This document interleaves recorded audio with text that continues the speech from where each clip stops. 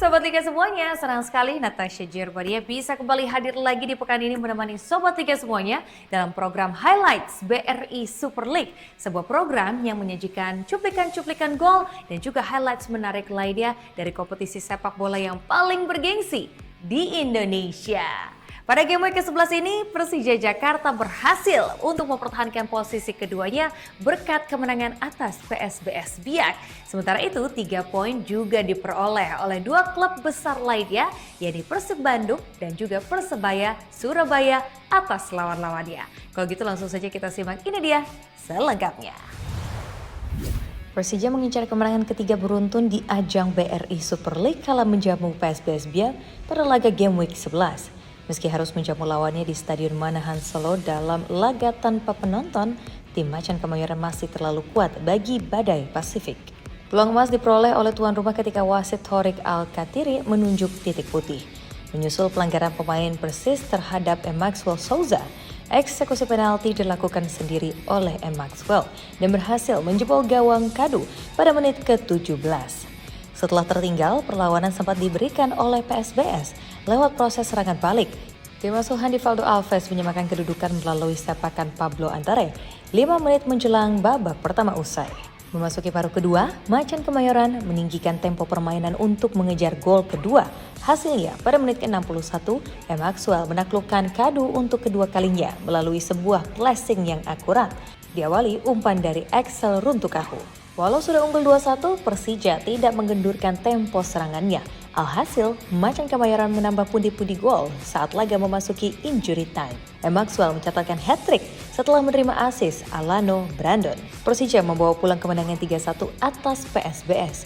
Tambahan 3 poin membuat tim asuhan Mauricio Souza menduduki peringkat kedua klasemen sementara dengan total poin 20. Menjamu Persib Bandung pada laga game week ke-11, Bali United FC mendapatkan dukungan penuh dari suporternya di Stadion Kapten Iwayan Dipta, Gianyar. Namun tidak mudah bagi tuan rumah untuk bisa menembus pertahanan Maung Bandung yang tampil solid. Kendati hanya menurunkan 4 pemain asing sebagai starter, Persib mampu mendominasi permainan. Terbukti, anak-anak asuhan Bojan Hodak mencatatkan penguasaan bola sebesar 66% sepanjang pertandingan. Sedangkan tuan rumah hanya menorehkan 34% ball possession. Setelah babak pertama berakhir dengan kedudukan imbang tanpa gol, tim Maung Bandung meningkatkan tempo permainan setelah jeda antar babak. Sejumlah pergantian pemain dilakukan untuk meningkatkan daya gedor, seperti memasukkan Beckham Putra, William Marsilio, Frans Putros, dan juga Andre Jung. Perubahan tersebut berbuah manis. Pada menit ke-85, Jung menjadi figur pembeda dengan mencetak gol kemenangan bagi Persib. Gol ini diawali kerja keras Beckham Putra yang melakukan terobosan dari sisi kanan dan melepas umpan matang. Skor 0-1 untuk kemenangan Persib bertahan hingga laga usai. Berkat tambahan 3 poin, Maung Bandung kini menduduki posisi keempat dengan 19 poin. Persebaya Surabaya mengincar kemenangan pada laga game week 11 setelah menjalani 3 pertandingan tanpa kemenangan. Namun bukan hal yang mudah bagi tim asuhan dari Eduardo Perez untuk menuntaskan misinya karena Persis Solo yang menjadi lawannya juga sedang berjuang untuk memperbaiki tren negatifnya. Adu serangan terjadi sejak menit pertama. Tim tamu sempat membuat publik Gelora Bung Tomo terdiam ketika babak pertama berjalan 15 menit. Tembakan keras Altaf ini gagal ditangkap dengan sempurna oleh Hernando Ari dan bola rebound mampu disambar oleh Kodai Tanaka menjadi gol bagi Persis. Setelah tertinggal 0-1, tim baju ijo berupaya untuk menyamakan skor. Gol yang dinantikan Persebaya akhirnya tercipta menjelang akhir babak pertama. Melalui kombinasi umpan yang sangat apik, Mihailo Perovic yang menyamakan skor berkat asis Gali Freitas. Skor 1-1 menutup babak yang pertama. Persebaya berupaya untuk langsung memberikan tekanan pada menit-menit awal babak kedua. Usaha yang membuahkan hasil positif. Hanya 6 menit setelah kembali dari gambar ganti, gol kedua tuan rumah tercipta melalui Francesco Rivera. Gol ini berawal dari kesalahan penjaga gawang yang gagal untuk menangkap bola sepakan Petrovic dengan sempurna. Skor 2-1 berhasil dipertahankan oleh tuan rumah hingga wasit meniup peluit akhir. Kemenangan ini membuat Persebaya mengakhiri 3 pertandingan sebelumnya yang tanpa kemenangan, sekaligus mengangkat posisi tim ini ke tangga ke-9 dengan 14 poin. Sementara bagi Persis, kekalahan membuat Laskar Sabernyawa kian terpuruk di posisi ke-17. Tren negatif tim asuhan Peter de Roo semakin panjang menjadi 9 pertandingan tanpa kemenangan. Masih bersama saya, Natasha Germania dalam program Highlights BRI Super League. Merayakan hari ulang tahunnya yang ke-110, PSM Makassar belum bisa untuk memberikan kado sempurna bagi para pendukungnya setelah harus ditahan imbang oleh Madura United FC. Hasil seri juga diperoleh oleh Persita Tangerang dari markas Bayangkara Presisi Lampung FC. Sedangkan PSIM Yogyakarta berhasil meraih kemenangan tipis 2-1 atas Persik Kediri. Langsung saja kita simak, ini dia highlights selengkapnya. PSIM Yogyakarta menjamu Persik Kediri pada laga game week ke-11 di Stadion Sultan Agung Bantul. Kedua tim yang sama-sama dalam performa bagus dalam beberapa laga terakhir langsung terlibat pertarungan yang sengit. Sejumlah peluang mampu diciptakan kedua tim pada babak yang pertama. Hanya saja tidak ada gol yang tercipta karena penyelesaian yang terburu-buru. Pada babak kedua, barulah kebuntuan terpecahkan oleh sang tuan rumah. Insting tajam Nermin Haljeta dalam memanfaatkan peluang kecil memberikan keunggulan bagi Laskar Mataram pada menit ke-49. Meski berada di sudut yang sulit, ia sukses menempatkan bola ke gawang yang kosong. Unggul 1-0 membuat tim besutan Jean-Paul van Gassel semakin bersemangat. Peluang emas berikutnya pun didapatkan Laskar Mataram setelah wasit menunjuk titik putih menyusul pelanggaran pemain Persik terhadap Anton Vaz. Ze Valente yang maju sebagai eksekutor berhasil menggandakan keunggulan PSIM menjadi 2-0. Persik Kediri bukan tanpa perlawanan. Pada menit ke-65, sepakan Ezra Walian menepiskan ketertinggalan tim Macan Putih menjadi 2-1. Akan tetapi, gol Ezra menjadi satu-satunya gol tim tamu di laga ini. Kemenangan mengantarkan PSIM menduduki peringkat ke-6 klasemen sementara dengan mengoleksi 18 poin. Sedangkan Persik dengan poin 11 tertahan di tangga ke-11. Bayangkara Presisi Lampung FC gagal mempertahankan tren kemenangan yang didapatkan dalam dua laga sebelumnya. The Guardians of Saburai harus puas berbagi 1 poin kala menjamu tim papan atas Persita Tangerang pada duel Game Week 11 BRI Super League. Dalam laga yang digelar di Stadion PKOR Sumpah Pemuda, Bandar Lampung, pertarungan kedua tim berjalan imbang. Akan tetapi, peluang demi peluang yang dihasilkan pada babak pertama belum ada yang menghasilkan gol. Pada jeda antar babak, tuan rumah yang diasuh oleh Paul Munster memainkan Ilija Spasojevic dan juga Stefan Plazonja untuk menambah daya gedor. Di sisi lain, Persita menurunkan Ahmad Nur Hadianto menggantikan Hoki Caraka. Upaya tersebut belum menghasilkan gol bagi kedua kubu. Setelah Eber Besa masuk di menit ke-71, barulah permainan Persita menjadi lebih hidup. 9 menit kemudian, gol pembuka di laga ini tercipta melalui sontekan Pablo Ganet yang dimanfaatkan crossing Raiko Medina.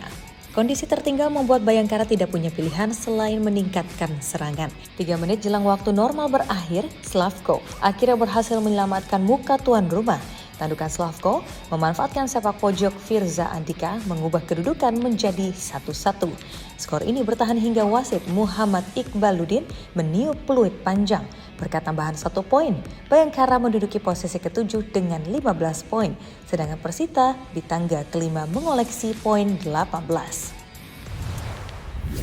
PSM Makassar merayakan hari ulang tahunnya yang ke-110 pada 2 November lalu.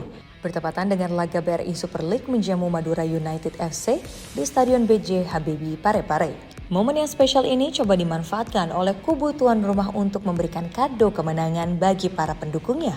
Terlebih lagi, PSM baru meraih 1 kemenangan sepanjang musim 2025-2026. PSM sejatinya mengawali pertandingan dengan baik. Pasukan Ramang yang dimotori oleh Savio di lini serang sempat menghasilkan sejumlah peluang. Namun tim tuan rumah justru dikejutkan oleh gol yang dibuat oleh Muhammad Taufani pada injury time babak yang pertama. Memanfaatkan bola rebound hasil tendangan keras dari Balotelli yang sempat ditepis oleh Hilman Syah, Taufani mengubah skor menjadi 1-0 untuk keunggulan Madura. Pada babak kedua, Balotelli yang merupakan mantan pemain PSM hampir mencetak gol ke gawang mantan timnya. Ia sempat mendapatkan sejumlah peluang, salah satunya melalui bicycle kick yang membentur mistar gawang. Tidak mau dipecundangi di hadapan pendukungnya, PSM kian gencar memborbardir pertahanan sampai kerap. Akan tetapi, gol yang dinanti baru tercipta saat pertandingan memasuki menit ke-87. Pemain muda yang baru masuk di menit ke-73, yakni Abdul Rahman, tampil sebagai super sub dengan gol sundulan yang mengubah skor menjadi 1-1. Tidak ada tambahan gol hingga pertandingan usai. Hasil ini menempatkan Madura di posisi ke-12 dengan 10 poin. Unggul 1 angka atas PSM, 2 strip di bawahnya. Ya, Sobat Liga semuanya, sekarang kita sudah sampai di segmen ketiga dalam highlights BRI Super League. Malut United FC masih menempati peringkat ketiga klasemen sementara setelah menaklukkan Persijap Jepara. Selain itu, ada juga highlights laga lainnya dari Semen Padang FC kontra Arema FC dan juga Borneo FC Samarinda versus Dewa United Banten FC. Ini dia selengkapnya untuk Anda. Kutukan laga kandang Persijap Jepara masih berlanjut.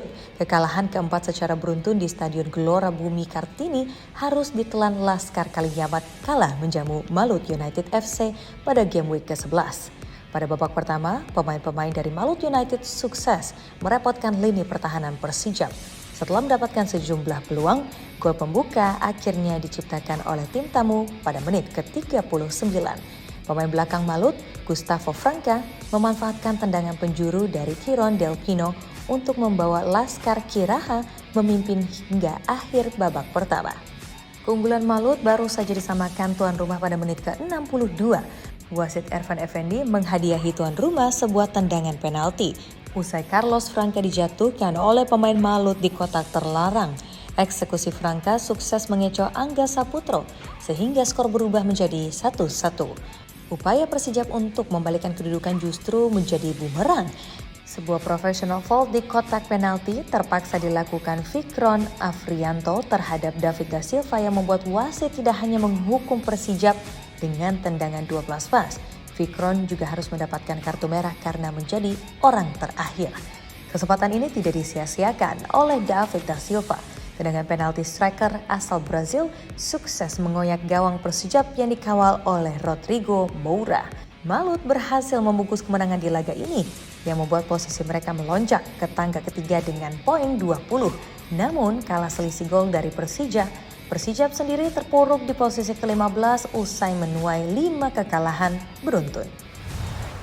6 kekalahan beruntun menjadi hasil minor yang ingin diperbaiki oleh Semen Padang FC saat menjamu Arema FC di Stadion Haji Agus Salim. Namun, bukan pekerjaan mudah bagi Kabau Sirah mengingat lawan yang dihadapi adalah salah satu tim kuat, yakni Arema FC. Setelah laga berjalan setengah jam, gawang tuan rumah yang dikawal oleh Arthur Augusto sudah kebobolan. Dalberto Luanbelo memberikan assist untuk gol yang diciptakan oleh rekannya, yakni Valdesi, sehingga mengubah skor menjadi 0-1. 3 menit sebelum waktu normal babak pertama usai, Singo Edan berhasil menggandakan keunggulannya. Kali ini, Dalberto yang mencatatkan namanya di papan skor, sehingga semakin mengokohkan posisinya sebagai top scorer sementara dengan raihan 10 gol. Pada babak kedua, Kabau Sirah mencoba untuk mengejar ketertinggalan dengan mengurung pertahanan Arema. Namun, dari beberapa peluang yang diciptakan, hanya satu yang menghasilkan gol. Melalui tendangan penalti, Cornelius Stewart menepiskan ketertinggalan Kabau Sirah pada menit ke-68. Gol ini menjadi satu-satunya yang dihasilkan oleh Semen Padang. Kekalahan yang membuat Kabau Sirah memperpanjang losing streak menjadi 7 pertandingan dan kian terpuruk di dasar klasemen. Di sisi lain, Arema menempati peringkat ke-8 dengan mendulang 15 poin. Rekor 100% kemenangan Borneo FC Samarinda masih belum terhentikan. Kemenangan ke-9 beruntun berhasil diraih tim berjuluk Pesut Etam atas Dewa United Banten FC pada laga pekan 11 BRI Super League. Bermain di Stadion Segiri Samarinda, tim asuhan Fabio Lefundes membuka rekening gol pada menit ke-16 melalui pemain bertahan Christophe Duarugira. Gol yang dibuat pemain tim nasional Burundi tersebut menjadi satu-satunya yang tercipta pada babak pertama. Memasuki paruh kedua, Borneo semakin merajalela. Playmaker asal Argentina, Mariano Peralta, ikut mencatatkan namanya di papan skor dengan menjebol gawang Sonny Stevens melalui titik putih. Gol pada menit ke-70 menggandakan keunggulan tuan rumah menjadi 2-0. Hanya berselang 9 menit, Borneo memperlebar jarak berkat lesakan gol Joel Vinicius. Gol ini diawali oleh sebuah kemelut di depan kotak penalti Dewa United. Pada injury time, Borneo menggenapi keunggulannya menjadi 4-0. Gol penutup diciptakan Peralta yang sukses mengecoh pemain bertahan Dewa United. Hasil ini kian mengokohkan posisi Borneo di puncak klasemen dengan 27 poin. Sebaliknya, 3 kekalahan beruntun menjerumuskan Banten Warriors terpuruk ke posisi 13.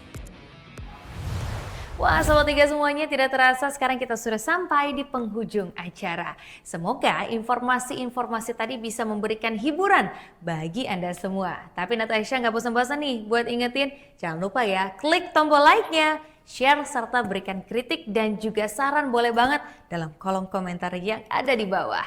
Akhir kata, Natasha Jeremania pamit undur diri, keep sportive and stay healthy. See you, bye-bye.